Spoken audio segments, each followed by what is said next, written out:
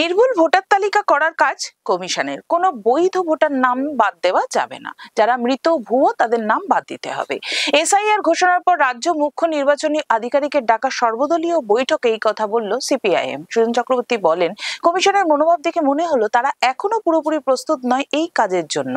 মানুষের মনে ভয় তৈরি করা হচ্ছে। আমরা দেখছি বিজেপি তাদের রাজনৈতিক ফায়দা তোলার জন্য সিএ ক্যাম্প চালাচ্ছে।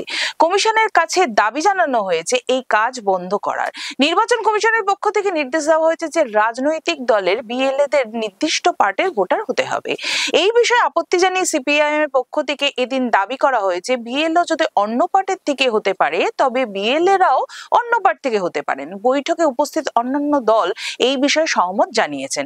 শ্রমিক লাহিড়ী বলেন, কমিশনকে কে অধিকার দিয়েছে একজন মানুষকে নাগরিক হিসেবে চিহ্নিত করার? কামারহাটিতে নাম ছিল এমন একজন খড়দহ বিধানসভার নাম তোলার জন্য আবেদন করেন, তার শুনানিও হয়। তারপর তার নাম তোলার আবেদন খারিজ করে দেওয়া হয়, কারণ দেখানো হয় যে তিনি নাকি ভারতের নাগরিক নন। কে এই অধিকার কমিশনকে দিল? বিজেপি নাগরিকত্ব হারানোর ভয় দেখাচ্ছে। কমিশনের কাজ নয় সেই আতঙ্ক মানুষের মধ্যে ছড়িয়ে দেওয়ার।